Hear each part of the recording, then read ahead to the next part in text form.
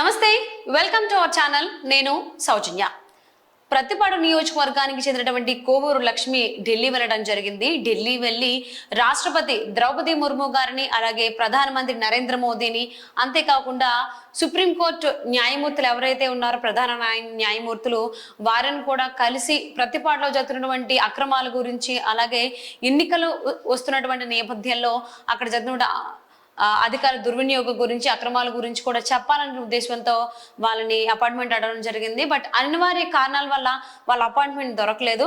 But ఢిల్లీలోనే వారికి వినతి పత్రాలు అందజేయడం జరిగింది. అందజేసిన తర్వాత ఆవిడ వారి బయట అంటే అసలు ఏం జరుగుతుంది అక్కడ అనేది వారి మాటల్లో చెప్పారు. చెప్తూ ఉండగానే ఫైనల్ గా లాస్ట్ వచ్చేసరికి ఆమె ఎడమ చేతి బొటన్ వేలు కూడా కట్ చేసుకోవడం జరిగింది. ఆవిడ అసలు ఢిల్లీ ఎందుకు వెళ్ళారు, వినతిపత్రం ఏమి ఇవ్వాల్సి వచ్చింది, అసలు ఏముంది వినతిపత్రంలో అనేది ఆవిడ మాటల్లోనే ఒకసారి విందాం.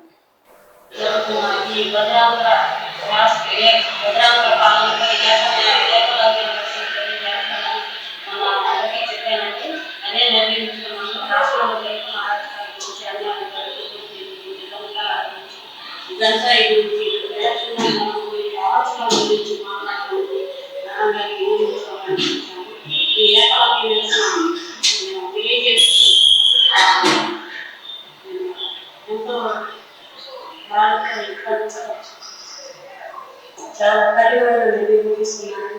ఈ నిర్ణయానికి కారణం నాకు జరిగిన అన్యాయం, వాళ్ళందరి కోసం నేను చాలా వాళ్ళందరి కోసం నేను ఈ నిర్ణయం తీసుకోవాల్సి వచ్చింది. ఈ నిర్ణయం కోసం నన్ను మన్నించాలని పెద్దలుగా మన చంద్రచూడ్ గారికి అందుకే ఈ నిర్ణయం తీసుకొని నాకు జరిగిన అన్యాయం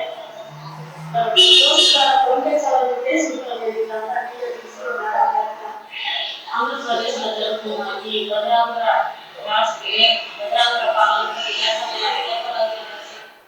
సో విన్నారు కదండి, ఆంధ్రప్రదేశ్లో చాలా అక్రమాలు జరుగుతున్నాయి, అధికార దుర్వినియోగం జరుగుతుంది.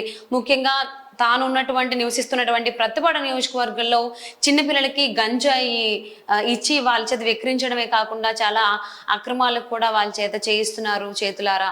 అంతేకాకుండా ప్రభుత్వ అధికారుల సంతకాలను చేసి భూ కబ్జాలను కూడా చేస్తూ ఉన్నారు. దానికి సంబంధించి ఎన్నిసార్లు కంప్లైంట్ ఇచ్చిన అధికారులు కానీ కలెక్టర్లు కానీ ఇటువంటి చర్యలు తీసుకోవడం లేదు, అలాగే స్పందించట్లేదు, కేసులు కూడా పెట్టట్లేదు. సో అలా పెట్టడం వల్ల ఎవరైతే మాజీ హోంమంత్రి ఎవరైతే ఉన్నారో సుచరిత, వారి అనుచరులే ఈ దారుణాలకు అన్నిటికీ పాల్పడుతున్నారు. ఈవెన్ నా మీద కూడా కేసులు పెట్టడం, మా చుట్టుపక్కల ఉన్న వాళ్ళ మీద కూడా మేమేమి తప్పులు చేయకపోయినా కానీ మా మీద కేసులు పెట్టి మమ్మల్ని ఇబ్బంది పెడుతున్నారు. అందుకే నేను ఢిల్లీ వచ్చి ఈ అన్ని విషయాలను కూడా రాష్ట్రపతి ద్రౌపది ముర్ము గారికి, అలాగే ప్రధానమంత్రి నరేంద్ర మోదీకి అండ్ సుప్రీంకోర్టు న్యాయమూర్తులకు కూడా తెలియజేయాలనేటువంటి ఉద్దేశంతో ఇక్కడ రావడం జరిగింది. సో ఇన్ని ఇబ్బందులు పడ్డాను కాబట్టి మా వాళ్ళు కూడా చాలా ఇబ్బందులు పడ్డారు. అందుకోసమే నేను ఇప్పుడు చేసినటువంటి ఏదైతే పని ఉందో, అంటే ఆవిడ ఎడమ చేతి బొటన్ వేలుని కట్ చేసుకోవడం జరిగింది, ఇంతవరకు చేయాల్సి వచ్చింది. ఈ పని చేసినందుకు కూడా నన్ను అందరూ క్షమించాలని కూడా ఆవిడ వీడియోలో చెప్పడం జరిగింది. సో ఈ తర్వాత అయినా, ఈ వీడియో చూసిన తర్వాత అయినా ఆంధ్రప్రదేశ్లో జరుగుతున్నటువంటి ఈ అక్రమాలకి దారుణాలకు కూడా అడ్డుకట్టు వేయాలని చెప్పి ఆశిద్దామండి. సో ఎవరైతే కోవూరు లక్ష్మి గారు ఉన్నారో ఇప్పుడు ఆవిడ ఫోన్ లైన్లో మనతో పాటు ఉన్నారు. అసలు ఏం జరిగింది ఢిల్లీలో, ఆవిడకి ఏమన్నా కొన్ని ఇబ్బందులు ఏమైనా జరిగాయని వారిని అడిగి డైరెక్ట్గా అడిగి తెలుసుకుందాం. లక్ష్మి గారు నమస్తే. నమస్తే అండి. సో అంటే మీరు ప్రతిపాడు నియోజకవర్గంలో ఇబ్బందులు ఎదుర్కొంటున్నారు, అక్రమాలు దారుణాలు జరుగుతున్నాయి అధికార ప్రభుత్వం నుంచి అని చెప్పేసి అన్నారు కదా, అసలు ఏం జరిగిందండి? అక్కడ చిన్నపిల్లలతో గంజాయి తాగించడం, మైనర్ బాలికల్ని డబ్బును ఆశిస్తూ వాళ్ళది రేపు గ్యాంగ్ రేపు లాంటివి, అలాగే ఎంఆర్ఓ సంతకాలు ఫోర్జరీ చేసి వాళ్ళే పట్టా ఇష్యూ చేయడము, ఎంఆర్ఓ గారితో పని లేదు, ఆర్టీఓ కలెక్టర్తో పని లేదు, ఇంకంతా వీళ్ళే ఇష్యూ చేయడం అనమాట. అలాగే భూ కబ్జాలు చేయడం, భూ కబ్జాలు చేసి మాకు చేసేవని అని ఎవరన్నా ఎదురు తిరిగితే వాళ్ళపై దాడులు చేయడము, మైనర్ బాలికలపై అరాచకాలు చేయడము, ఇంకా ఈ వాళ్ళు చేసే 1-2 కాదండి, అరాచకాలు చాలా ఎన్నో చేస్తా ఉన్నారండి. నా విషయంలోనూ నాతో పాటు వచ్చిన నిందల విషయంలో కూడా ఎన్నో సార్లు నాపై దౌర్జన్యం ఎన్నోసార్లు. అంటే ఈ సుచరిత గారి అనుచరులు అంటున్నారు కదా, మిమ్మల్ని ఏ విధంగా ఇబ్బంది పెట్టారు వీళ్ళందరూను? ఏమండి? అంటే మీరు చెప్పారు కదా మాజీ మంత్రి సుచరిత అనుచరులు ఎవరైతే ఉన్నారో వారే ఈ దౌర్జన్యాలన్నిటికీ పాల్పడుతున్నారు అన్నారు కదా. మిమ్మల్ని కానీ మీ స్నేహితులని, మిత్రుల్ని, బంధువుల్ని ఏ విధంగా ఇబ్బంది పెట్టారు, అసలు ఏం చేశారంటారు? ఇప్పుడు మాకు ఇల్లు ఉందనుకోండి, దౌర్జన్యంగా లాక్కొని మమ్మల్ని రాకుండా కొట్టి బయటికి గెంటేసి వీళ్ళే సొంతగా సంతకం పెట్టి వీళ్ళే పట్టా ఇష్యూ చేసుకొని ఇదిగో మాకు పట్టా ఉంది, మీ దగ్గర ఉన్న పట్టా చల్లదు, నువ్వు వెళ్ళిపోవాల్సిందని చెప్పేసి ఇక వాళ్ళని పట్టడం ఎట్లా వీలుకుంటే వాళ్ళని ఏ రకంగా హింసించడం వాళ్ళు చేస్తారు. ఓకే, అది ప్రభుత్వం దృష్టికి తీసుకెళ్లి, కలెక్టర్ గారి దృష్టికి తీసుకెళ్లి 200 మంది ధర్నాలు చేశాము. అప్పుడు కలెక్టర్ గారు ఎంఆర్ఓ గారికి ఆదేశాలు ఇచ్చారు. అది అట్లా ఏం జరుగుతుందో చూడమని అంటే వచ్చి ఎంక్వైరీ చేసి అన్ని కరెక్ట్ చెప్పి అన్ని సహకరించి ఏది ఎంఆర్ఓ వేయటం, భూ కబ్జాలు, ఇక మేము ఏదైతే ఇష్యూ పెట్టామో అవన్నీ వాస్తవాలని చెప్పి మళ్ళీ కలెక్టర్ గారికి నివేదిక ఇచ్చారు ఎంఆర్ఓ గారు. వెంటనే కలెక్టర్ వాళ్ళ మీద యాక్షన్ తీసుకోమని 2019-20లోనూ ఎఫ్ఐఆర్ కూడా కట్టారు. ఓకే, ఎఫ్ఐఆర్ కట్టినా కూడా ఇంతవరకు వాళ్ళ మీద చర్యలు లేవు. ఆ రోజు నుంచి ఈ రోజు వాళ్ళకి దౌర్జన్యాలు, దోపిడీలు, చిన్నపిల్లలకు మొత్తం అసలు నా ఏరియాలో చిన్నపిల్లలకు గంజాయి అలవాటు చేసి వాళ్ళని తయారు.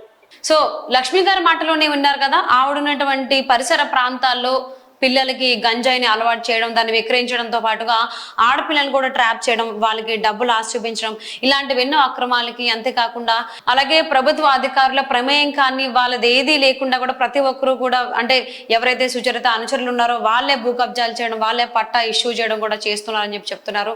ఇలా చెప్పుకుంటూ పోతే చాలా సంవత్సరాలుగా, ఒక గడిచిన 4-5 సంవత్సరాలుగా మాకు ఇదే ఇబ్బంది పెడుతున్నారు, అడిగినందుకు గాను కూడా మమ్మల్ని ఇబ్బంది పెట్టడం, మా ఇంట్లోంచి మమ్మల్ని గెంటేయడం, కొట్టడం, ఇలాంటి ఎన్నో దారుణాలకు పాల్పడ్డారని చెప్తూ ఉన్నారు. మరి ఈ అంశం పైన రాష్ట్రపతి ద్రౌపది ముర్ము అలాగే ప్రధానమంత్రి నరేంద్ర మోదీ త్వరలోనే స్పందిస్తారని చెప్పి కోరుకుందామండి. Thank you for watching. ఆంధ్రప్రదేశ్లో జరుగుతున్న ఈ బదిరాంధ్ర పాలనపై ఏకలవ్య నిరసన తెలియజేస్తానని మొన్న అందరికీ చెప్పానండి. అదే నిర్ణయించుకున్నాను. రాష్ట్రంలో జరుగుతున్న అరాచకాల గురించి, అన్యాయాల గురించి, దోపిడీల గురించి, దొంగతనాల గురించి, గంజాయి గురించి, రేపు ఎలక్షన్లో జరగబోయే అరాచకాల గురించి మాట్లాడటానికి మేడం గారికి విన్నవించుకోవడానికి వచ్చాము. ఈ ఏకలవ్య నిరసన నేను తెలియజేస్తూ నేను ఎంతో బాధతో, ఇబ్బందితో చాలా కఠినమైన నిర్ణయం తీసుకున్నానండి. ఈ నిర్ణయానికి కారణం నాకు జరిగిన అన్యాయం, నా తోటి మహిళలకు జరిగిన అన్యాయం ఎంతోమంది ఉన్నారు. వాళ్ళందరి కోసం నేను ఈ నిర్ణయం తీసుకోవాల్సి వచ్చింది. ఈ నిర్ణయం కోసం నన్ను మన్నించాలని పెద్దలుగా ముర్ము గారికి, మోదీ గారికి, మన చంద్రచూడ్ గారికి, వీళ్ళందరికీ విన్నవించుకోవాలి వచ్చాను. వాళ్ళని కలవటానికి నా వల్ల కావట్లేదు. అందుకే ఈ నిర్ణయం తీసుకొని నాకు జరిగిన అన్యాయాన్ని పోస్ట్ ద్వారా పంపించాలనే ఉద్దేశంతో నేను ఇదంతా వీడియో తీసి మేడం గారికి